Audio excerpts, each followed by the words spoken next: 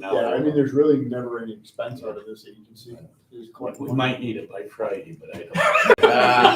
Cover It's a payroll. big payroll. You're gonna cover payroll out of the alphabet soup.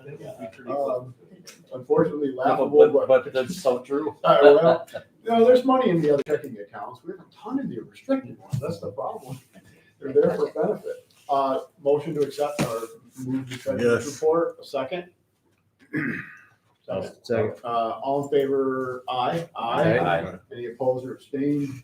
I don't believe there's committee unfinished or new business. So that leaves adjournment. So moved. Motion, second. Ed looked like he made it. Well, I thought Robin. Rob's not in this agency. Oh, that's right. I'm Yeah. sorry. All right. You made it. I don't know that. I'm just pointing people out. All in favor? Aye. Aye. Any opposed or abstained? We stand adjourned. And then now you can start only 25 minutes late. Yeah, sorry about that, Lisa, Todd, and Sarah. Our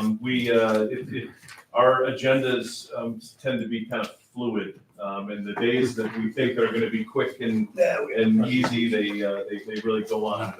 But we appreciate you being here to sort of give us an update on what EDR has going on for Asparagus. We need to call this to order. Yeah, we need to call the meeting. Yeah, to order. John's the chair, but he can't talk. So I'm going to call You're the de facto chair. the meeting to order, if that's okay.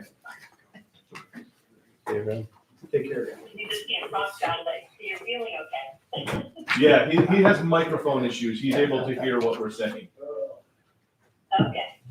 Bill, is Mark part of this? No. I don't think so. Okay. What's Mark? Please, if you could We hired him as a. go ahead and sort of give us what's going on. Okay. Go ahead. So I'll just do a quick introduction. I'm Sarah Bullock and I'm with the town of Wilna. EDR is our consultant that was selected through the process as we have our BOA funding to do a nomination study. And Todd Poole is joining us also. He's from Forward Planning and he is a subcontractor working with EDR to do the market strategies. So Lisa is here with us from EDR. Thank you both very much for coming. And they're going to give just an update on some of the analysis that they have conducted. We talked a couple of months ago with you just about the BOA in general and the purpose behind it. But now we're really getting into the nuts and bolts and we wanted to have them back to talk more about some of the strategies that we're coming up with. Wonderful. Great, thanks, Sarah. I was just going to kind of remind everybody very quickly where we are. Todd has a hard stop at 10, so I'm going to kick it over to him as quickly as possible. But just as a reminder, can I share? Here, Marshall? Yep. Request. Sure. Lisa, it should be a green arrow at the bottom of the screen. You highlighted your screen. Yep. Got it. And also Todd is, we're going to kind of kick back and forth on the sharing. Marcia, so just so you know. Let me review that all the way.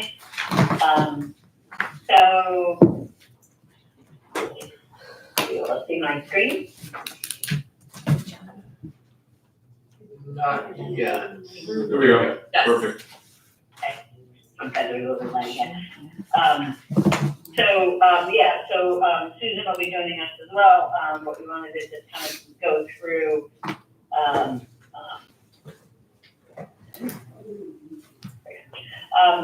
of where we were. We talked about this last time, but we've been working with a committee of folks in the village, and we had steering committee meetings, we had some tours, we've been working on the draft nomination, and we're really getting down towards the end of the process. So we have the goals and recommendations, some of which we want to share with you today.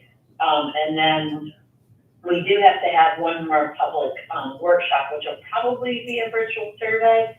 Launching this summer. That's our last sort of required task, if you will. And then we will be able to wrap up the document. So just as a reminder, this is how we look at it. We look at environmental conditions, we look at physical conditions, we look at planning issues, and we look at So it's here that we wanted to focus today, and that we want to look at what Todd's findings were. We shared with you last time that Todd Poole has done a market analysis of like what could be feasible here on the former mill property. Todd then took a little bit of a deeper dive to think about how the DRC in particular could be resourced to complete some of the tasks that I'm going to be sharing with you after Todd speaks. And then just as a reminder, we do have goals, vision and goals, and these are the things that we're working towards. So just any questions on the general BOA process? I don't think so. All right. So I'm going to stop sharing. And Todd has a very long slide deck, but he's going to pick and choose and go through. And as a reminder, Todd, he can introduce himself. And Todd has been on our team, been a great member of our team, doing some analysis for us and really thinking through. I mean, one of the things we recognize, one of the things we try to do is act in a high level of reality. What can happen here? And this is, like your meetings, Marshall, this is very fluid, right? Because some of the buildings are coming down, we don't know which ones yet, or how long it's gonna take, et cetera, et cetera. So we're setting the framework through this BOA for in the future, you can get additional BOA dollars to advance some of the concepts that I will share with you. So this analysis that Todd's presented feeds back to Susan and I, and we're able to come up with a variety of recommendations, and I'm gonna share some of these with most of you with Todd. All right, super. Thank you, Lisa. Good morning, board members. Todd Poole, I'm managing principal with Forward Planning. We are land use economists. We perform economic and real estate analysis on behalf of multi-private sector clients throughout the Northeast and Midwest. And we've been doing a considerable amount of work throughout the great state of New York for many years now, continue to do so, particularly on New York Forward, New York DRIs, and of course, working with Lisa and her team. Can you see my screen? Yep. All right, let's go.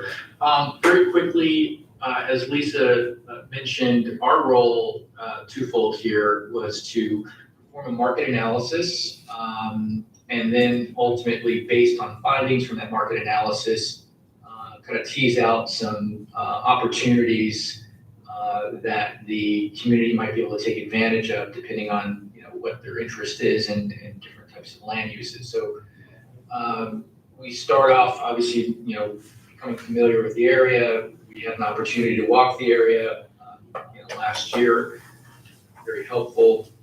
In terms of the market analysis itself, we like to look at different geographies with the PMA or primary market area, in this case, a 20-minute drive time, representing that we consider the core area where people live, work, play in general.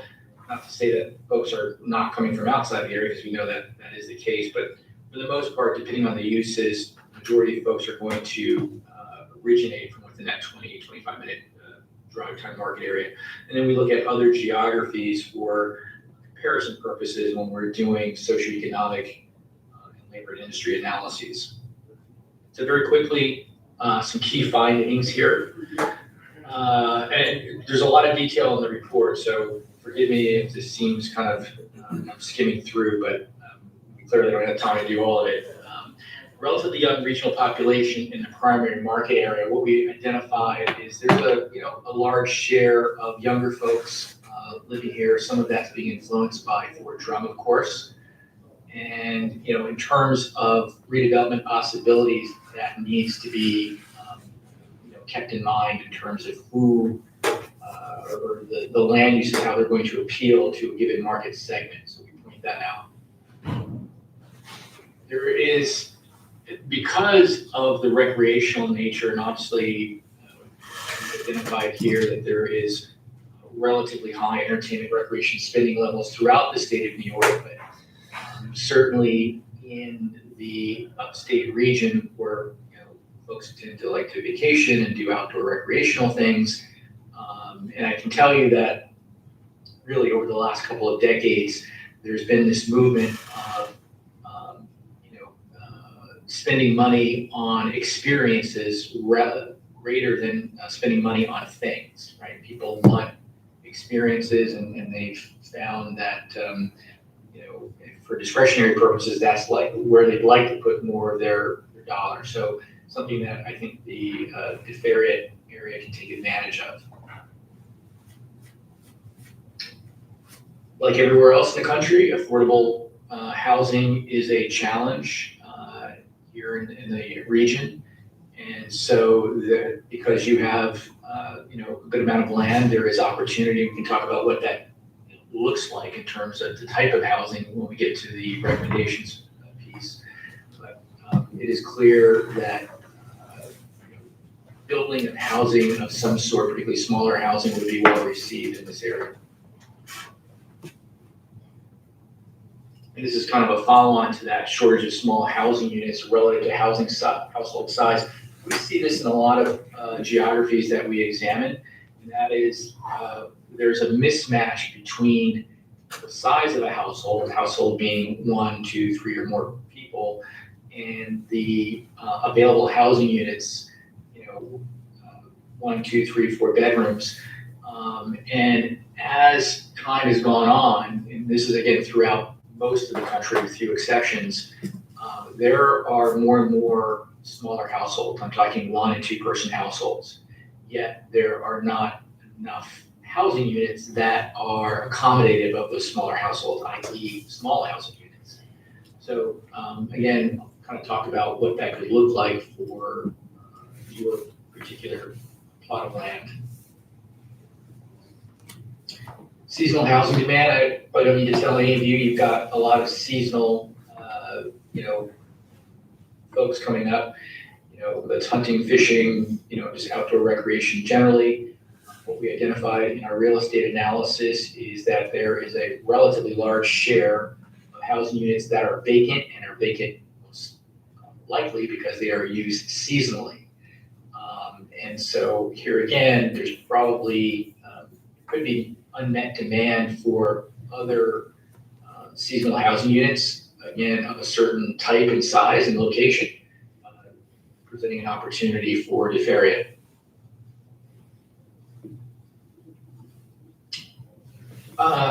We say demand between 18 and 35 units. What we do when we're looking at residential supply demand analysis is we look at that 20-minute, in this case, primary market area, and identify the unmet demand for housing units. And it's a fairly involved formula. I'm not going to get into it here, but what we did uncover, and you can see this in our report, is that if no new housing units were delivered to the market beyond what we were aware of in this report, there would be unmet demand for about 350 residential housing units by 2032, assuming that you could capture about 10% of that, or up to 10% of that, you could build about 35 new housing units in your local area, or half that, 18. So that's where these numbers come from.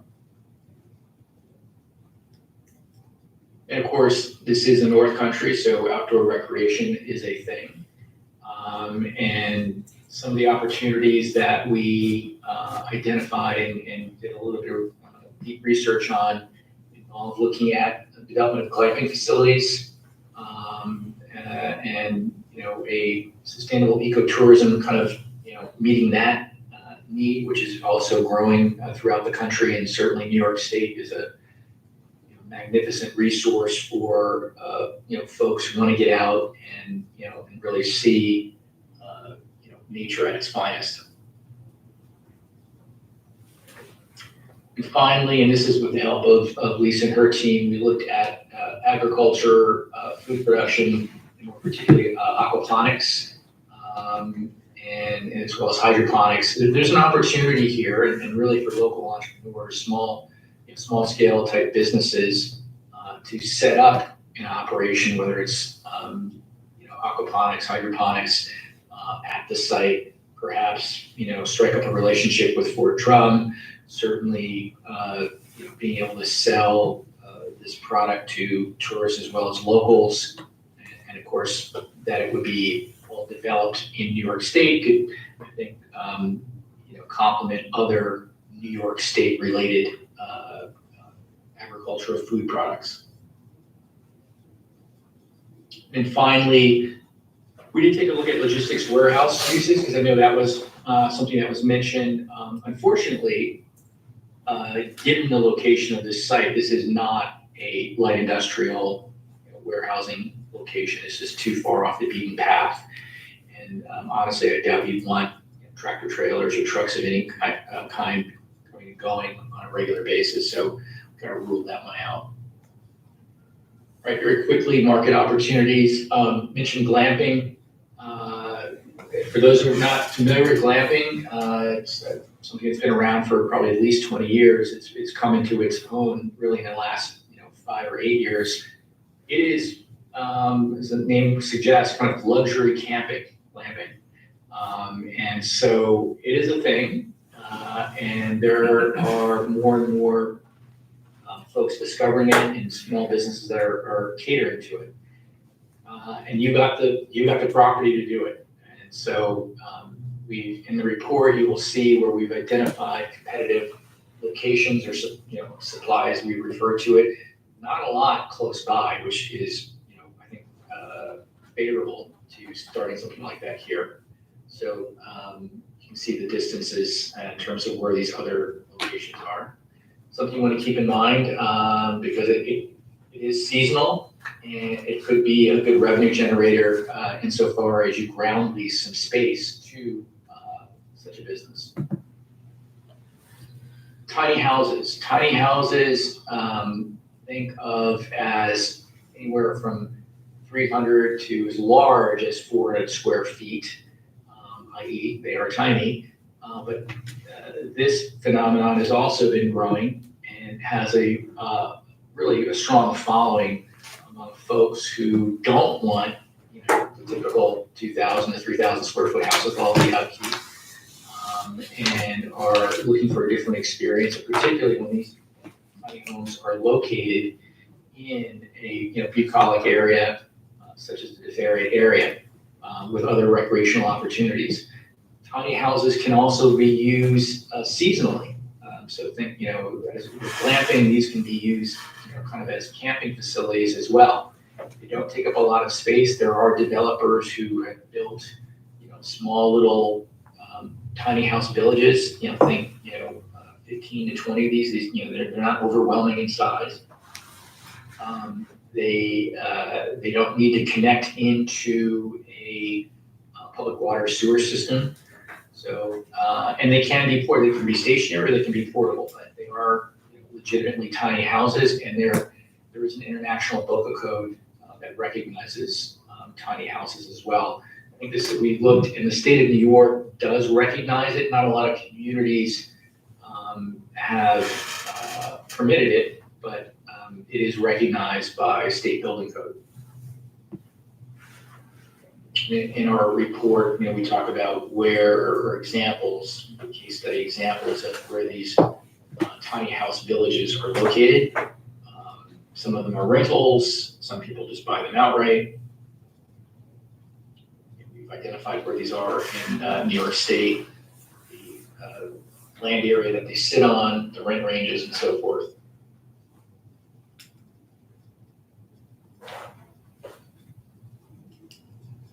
And then finally, aquaponic fish farms, greenhouses, we talk about that.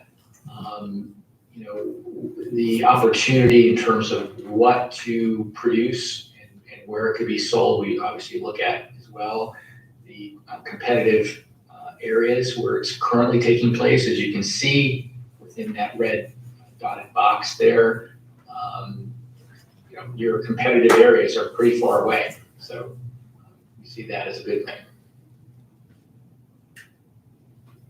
So then we provide you with a matrix kind of identifying what these opportunities are, competitive supply, landscape, and then what we think you could capture locally for each of these 3 opportunities. And let me say, it is not to suggest that these are your only opportunities to do something with the grounds, but these we feel are compelling and also would be complementary to what currently is at DeFerrier without overwhelming the community.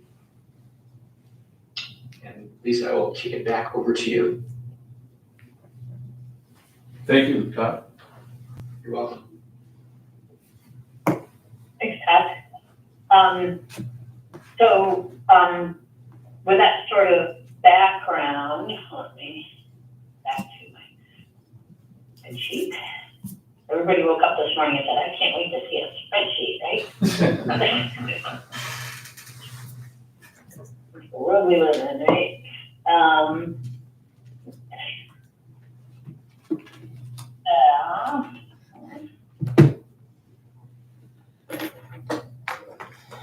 Can you see my screen? Yep. So I will, what I wanted to do now, are there any questions for Todd? Because he's got just wonder if there's any questions on the market research or I jump into. I think we're good. Thank you. So all of that information that Todd showed you will be in the report, as he has a report that we'll put in an appendix, and it'll be summarized in the body of the document too. So I'll zoom in here in a second, but one of the things that we do is put together an implementation matrix, and we have the recommendation, what are the next steps, who's the champion, so who's the leader of that, who are the partners, or the funding. And then we go on with this implementation matrix and we talk about whether it could be something done in the immediate, short, long, or ongoing. And then further within that, we give it a high, medium, or low. So we went through this in detail with the committee, and it's been a little bit of a work in progress because we've actually added to it since our conversation last time. I'm not going to go through all of these with you, but we're happy to send this to you. It's just a lot for the time that we have. But anything you see highlighted in this reddish pink really relates to what we're thinking that the DRC in most cases can be doing specifically. So you asked like, what specifically can you do to help advance, this study, given the limited resources in the village. So I'm just going to hit a few things. I'll scroll through relatively quickly, but just wanted you to get a sense. So again, there are other things in here, like, continue on the post office building, which we know is in process, but it's also good to say these things in the plan in case additional monies might be needed when that building is ultimately completely gone. And other things like continue to partner with the EPA. They are a partner there already. That is actually good money for investigation and eventually remediation. That's something that the DRC could, now that you're the owner of that land, could get significant dollars to continue the environmental investigation and remediation. Longer term, mechanism for remediation of funding. Again, that could be with the EPA, or there's other mechanisms there. This is the key one, right? So continue to partner with the Department of State, because we told you you're in the BOA club, right? The village and town are. Once the plan is fully designated and nominated, you can go back for further financial assistance through grants. Now, the key thing about that is that the grant applicant cannot be the DRC in this case. So as you, and Tara will advise you on this, as you go forward in the implementation of this report, and you want to get a DOS grant, it'll have to be the village or the town, in this case, the town with the applicant for this grant, and then probably an MOU with the DRC. So nothing insurmountable. I just wanted to point out that you yourselves would not be eligible to apply for those grants. This is another key one, what we call interagency working group, or ILOG, is something that we actually did for Lions Falls, and the meeting was actually in Watertown. But if you did this 2 to 4 times a year, this is where you bring together the EPA, the DOT, DEC, the village, the town, the DOS, so all the state agencies, and you kind of give them a progress update. And it's your opportunity for the ask, right? Like, so here's what we're doing, here's what we accomplished, here's what we want to do. We're going to be coming and asking you for money. It's a highly effective way to keep the funding partners and state agencies involved. that's something that's sort of an ongoing thing. Just gonna keep going. Again, implement the Restore New York grant. I have a question for that.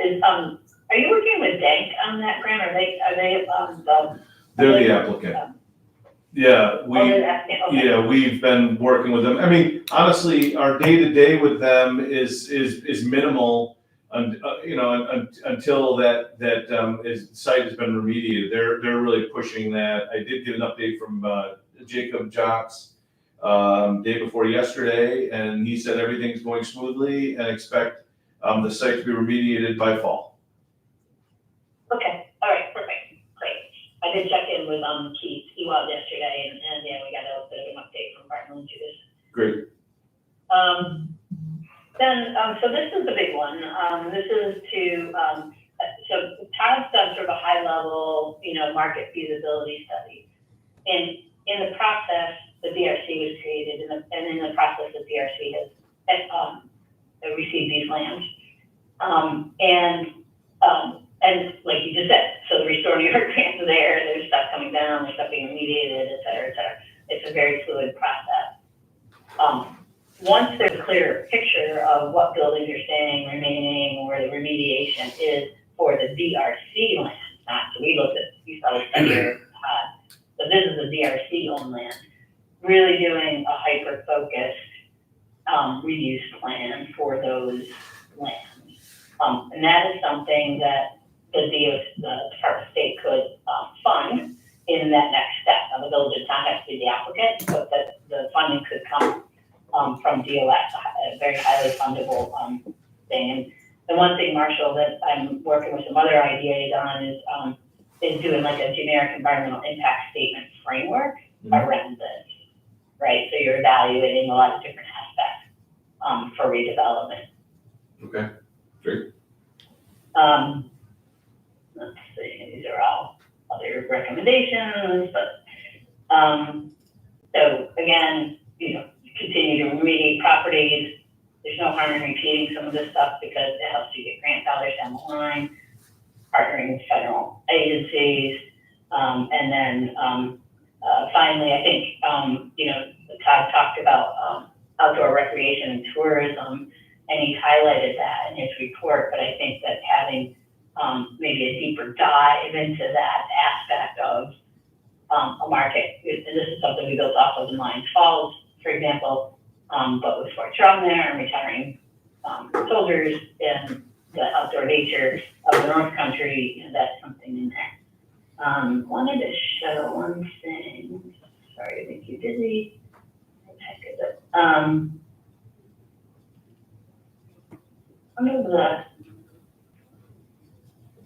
I can't find it right now, but I did put in here the ability to, we talked last time about this potential dissolution of the village. And I added a recommendation to do a dissolution study with the village and the town. And that's also fundable through Department of State through a different department called the Local Government Efficiency group. So I did add that in here because we had talked about that last time. I just wanted to pick that up. So there's DRC highlighted in a lot of these things. So we started to play around with them, and this was kind of new yesterday. I said, well, okay, if I was you guys, where do we start? Right? And so we were thinking about that, and we thought, well, okay, obviously you need a business plan and a budget, right? You need to figure out what your budget's going to be for this subcommittee. We talked about hiring a part-time staff or using LDC staff, and that's, we talked about that with like Sarah's role over in Carthage and here in this case. Because you all have daytime jobs, right? So it'd be nice to have a point person, somebody helping Marshall and others. This is the first step, so we want to get this full implementation grant, and that is would be the village or the town, and we're thinking that would be and probably applying in 2026 for this as we finish up the plan this year. And then here's that targeted, reuse plan for the DRC plan, so you're asking for money and then doing that. And here we just said, begin to identify, opportunities in the framework plan and, also be thinking about how tax credits can be integrated into the financial incentives of redeveloping this property. This is what Todd was talking about, establishing this ground lease program. So once we have this master plan and we know maybe where there's pieces that could be subdivided out or not subdivided out, doing ground lease, or bringing in developers to do ground lease to start to generate some of your revenue. Other things of thought is this interagency working group is 2 to 4 times a year. I think it's very critical to getting funding going forward. And then this EPA assessment funding.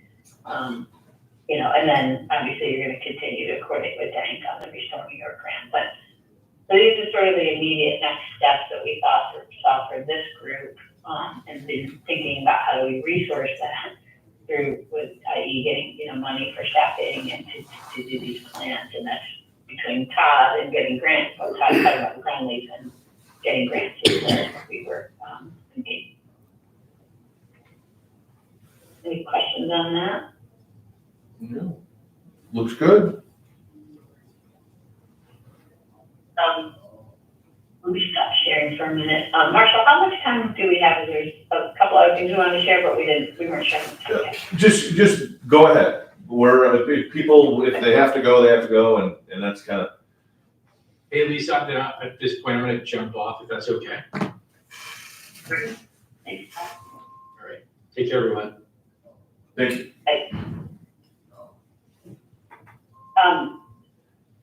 So actually you and Sarah have not seen this yet.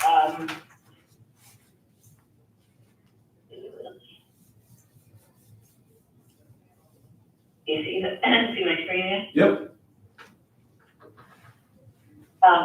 So one of the things, you have seen some of these images, but this is the study area.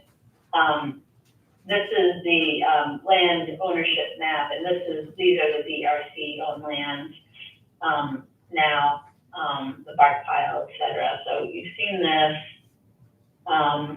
These are privately owned lands here, but still part of the BOA and consideration. These are some of the lands that Barton and Judas identified, the darker color being more restrictive than the lighter color in terms of their thinking on potential environmental conditions. We were playing around with trails. Obviously, we have a lot of area here, but it could be a very cool trail system through here. We were looking at village-owned properties in terms of reuse from the baseball field, the gateway, and over by the current park. We were looking at areas where this glamping or destination RV piece could happen. We were looking at where tiny homes could be inserted. This is to me kind of a low-hanging fruit within the village. And for the DRC, you could take this, get these lands, and find a developer and ground lease these tiny homes. This is Todd was suggesting. We talked about a microgrid potentially for resiliency and energy. That would be within this line. And then we kind of put everything together to see, what we came up with. And then we went there, Marshall, we talked further with Mark Westa, our landscape designer and architect, and said, okay, well, what is this, what can this really look like? So Mark actually took a little bit of a deeper dive and came up with the idea of, glamping. So this considers restricted lands, this considers wetlands, this reroutes some of the trails. Looking up, we're talking about like solar panels on the bark pile and getting up for a lookout. Let me see if I can zoom in actually.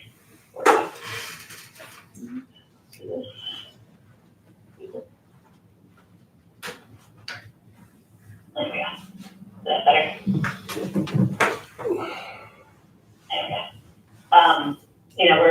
go. We were looking at, maybe this is the RV, destination RV, what can it look like, or glamping. We were looking at, this is the bark pile. over here, we talked about improving this area of what was parking for the mill into like a boat launch, improving the boat launch facilities. It was like maybe a little kind of a park or a restroom, facility. This contemplates the post office being gone.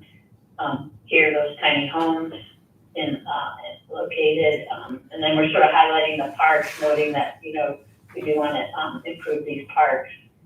And then we were actually looking at, even though this is private property, we said, well, this is beautiful property. Could you do some single family homes, maybe on a larger size over here?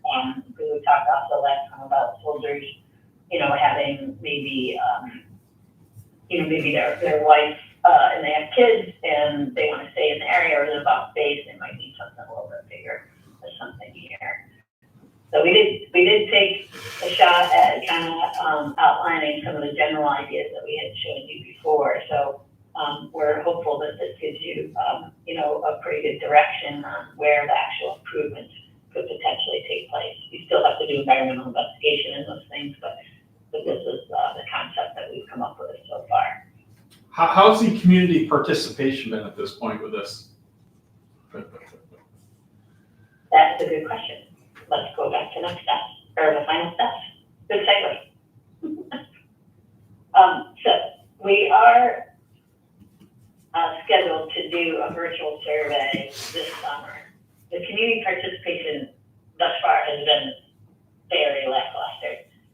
And Sarah actually went door to door, literally door to door, with the survey that we did last time. So we were going to talk about that. I mean, we're open to recommendations. We're not, we've gone door to door, we've been there, we've done online. Having this conversation with you guys has been very valuable because, it's the DRC and we've got the most input from this group by far, so far. Yeah, Sarah, if you want to comment on that a little bit, it's that, to me, that's the kind of the big issue, honestly. It's been a struggle. We have a committee. I think it started off very strong. We had some participation from the community. The mayor is on the committee. There was a trustee and a couple of residents from the community. But I would say as time went on, participation continued to decrease. The community was aware of it initially. We did do the survey and I did go door to door, but there was not a lot of participation. Probably would be good if there was a way to partner with a community activity. I actually did go to an ice cream social one night and I didn't do the actual survey with people. It was just a conversation. So as people came in to the fire hall, I'm telling them a bit about the project, what we're trying to do, and get their feedback. That was probably the most engagement we have had overall with the community, and it was not formal by any means. I was taking notes, but that was it. It wasn't an actual survey. It probably would be good to do something like that again. I think chicken barbecues, ice cream socials. I think they do some community picnic in July. It's either June or July. I'll look into it. Yeah. And initially we had wanted to partner with that and the timing didn't work out. But I think that might be a good opportunity as well. Do you have good marketing material for those types of events? Yes, yep. We took a lot of material that we had used. We have our website, the BOA website, and I pulled from that as well. I think that it's hard, of course, as you all know, being in the North Country, to do anything in the winter. So this is our prime time to get into the community and make those contacts. I think that's gonna be my job, is to get back out there and let people know more about it. But yeah, we did have good marketing material, and now we have better, I think, with more information for the process. Yeah, that's a smart approach. Yeah. Yeah. Yeah, community buy-in's been really difficult. I mean, we would appreciate, Marshall, what do you think about sending the implementation matrix to your group or the DRC, getting your feedback, particularly for DRC related ones, but for any of them really, your thoughts, because I feel like Sarah and Susan, we can chime in, but I feel like we are done with the recommendations. I think these conversations have been helpful. I added a couple yesterday. I refined a few yesterday just to be clear and keep up with the DRC's next steps. So I think we're ready to go to the public. But if you guys want to take a look and take another week or so and look at that implementation matrix, because you can see a lot of information, you can send it along. Yeah, I can certainly share it and at least get feedback from the DRC, and I'll forward it to Mayor Cook and Paul and anybody else. But Sarah, I don't know if you have any comments there. Let's send it to the whole committee, because Marshall's on the committee, right, Sarah? Yeah. Yep, I think so. I think that's a great idea. I report to the town about, the progress of the BOA every month. But I think something visual like that would be really good. I think that's a great idea to get it out to everybody. We've gone through, I don't know, we've probably had 2 or 3 meetings virtual with the committee, and it's just not a lot of conversation. It's really Lisa and Susan suggesting something and then silence until somebody breaks the silence and says, yeah, that sounds good. So more eyes on it, I think, would be better. And your group is going to be pivotal to what happens with this site going forward once the demolition is finalized and the Restore New York project is finished. So we would love to hear feedback on what's going on. It sure would be good to know exactly what that community would want, but it's hard to, those can be difficult, I do. It's a small community. It's hard to get, an engaged group to sit down and really buy in and dive in. Plus, I will say it's not the same community, right? Like DeFerriet used to be all families, people who knew each other. They were all related to the mill. And obviously that's not the case anymore. It's a somewhat transitory community. There's a lot of Fort Drum. They come in, they're there for just a couple of years. They don't have, the buy-in to the community that others might. So getting engagement from everyone, it's difficult. It's definitely a different community. So we pull people from outside of DeFerriet into the committee because, they might be Town of Wilna residents, they might be Carthage people who have a vested interest in just the community in general. That's been helpful, but buy-in from the community itself has been difficult. I have one last question. Is there anybody from the base on the committee?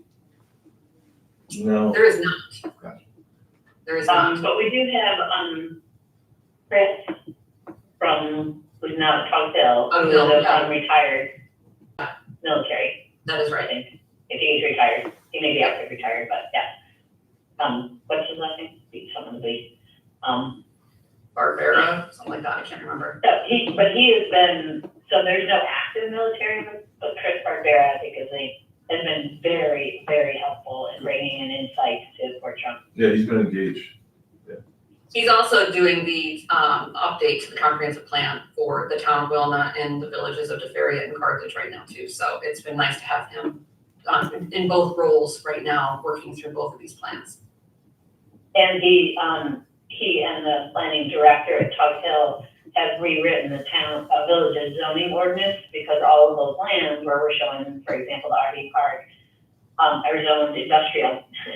And so that was one of the key things that we noticed in this process, and Tug Hill graciously said, we'll do this for you. So they actually updated the zoning, and I did a call with them about a month ago and read what they put together, and then did a conference call with Chris and his boss, and they're editing, continue to edit it based on suggestions that we had, from the whole process. So the zoning will be, the village asset, the zoning will be changed and in place for the DRC to move forward with these properties. So that's a big step. Sounds great. Okay. Thank you very much. This was really helpful. Okay, thank you. And we'll keep plugging away. And anything I hear from the Development Authority on the remediation process, I'll keep the board informed. And obviously, Sarah, anything you hear, let us know, and let's take it from there. Sounds good. Thank Yeah, you. because we can Marshall. update plan as we write it, Marshall, for when the post office is officially gone or anything else. If you just let us know, we'll include that in the plan. That sounds great. Can you send us the present, do you think Todd can send us the presentation? Then we can put it in the minutes and, you know, and I'll also get it out to everybody, so. Wonderful. Great. Yes, Sarah will send you everything and then Okay. get it to Marshall. I sure will. Thank you very much. Thank you. Have a great one. You too. Bye. Bye-bye. Bye. So motion